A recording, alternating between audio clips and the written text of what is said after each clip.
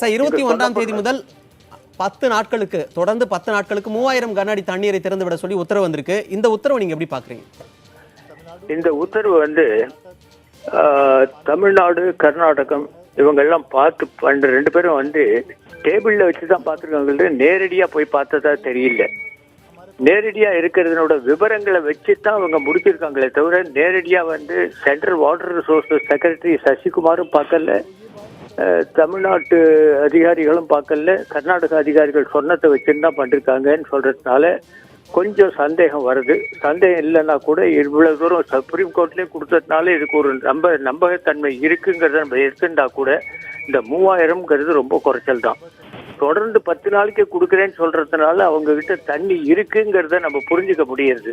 அதனால இந்த 10 நாளைக்கு வர 30,000 கியூசெக்ஸுங்கிறது 3 டிஎம்சி தான், 3 டிஎம்சி குறைச்சலா தான் வரும். அது குடிநீருக்கு தான் சேர இருக்குமே தவிர ஒரு பாசனத்துக்கு கொடுக்கக்கூடிய அளவில் இல்லைன்னு தான் நான் பார்க்குறேன். இருந்தாலும் இப்போ கைவசம் இருக்கிற இந்த 85 அடி தண்ணியை வச்சுட்டு நம்ம ஓரளவுக்கு சாகுபடி ஆரம்பிச்சு விடலாம். ஒருவேளை நீர் வரத்து மழையோ ஏதாவது பெஞ்சு வந்ததுன்னா இந்த 3000ங்கிறத இன்னும் அதிகப்படுத்தி 10,000 கியூசெக்ஸ் 12,000 கியூசெக்ஸ் வரலும் கொடுத்தாக்க கொஞ்சம் சௌரியமா இருக்குங்கிறதான் சொல்லலாம்.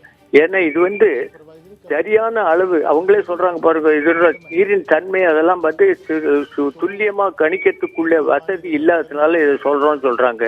அந்த வசதியை ஏற்படுத்தி கூடிய சீக்கிரம் இந்த 10 நாள் முடியறதுக்குள்ள இன்னும் அதிகரிக்கக்கூடிய வாய்ப்பு இருந்ததுன்னா உடனடியா பண்ணணுங்கிறத நான் தெரிவிச்சுக்கிறேன். ஏன்னா இப்போ அறிவிச்சு ஒரு மழையும் பெஞ்சதுன்னா ஓரளவுக்கு நாங்க கட்டுப்படுத்த முடியும். இதெல்லாம் கருத்துல கொண்டு ஜாக்கிரதையா தான் பண்ணோம். வாட்டர் மேனேஜ்மெண்ட் ரொம்ப ஜாக்கிரதையா பண்ணணும். கவர்மெண்ட்டும் இதை ஒரு அளவுக்கு புரிஞ்சுக்கணும். விவசாயிகளும் அதை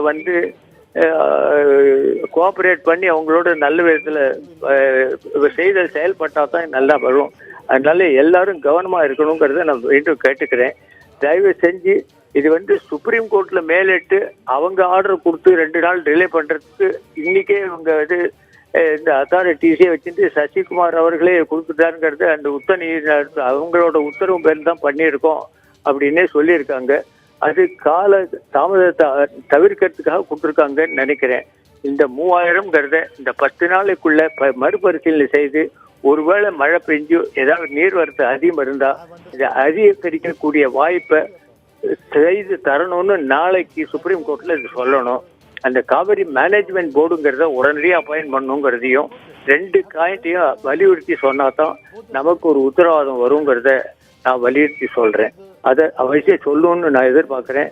தமிழ்நாடு நாளைக்கு சுப்ரீம் கோர்ட்ல இதெல்லாம் சொல்றாங்களாங்கிறத நாங்க கவனமா பார்ப்போங்கிறத தமிழ்நாட்டுக்கும் நான் தெரியப்படுத்திக்கிறேன்.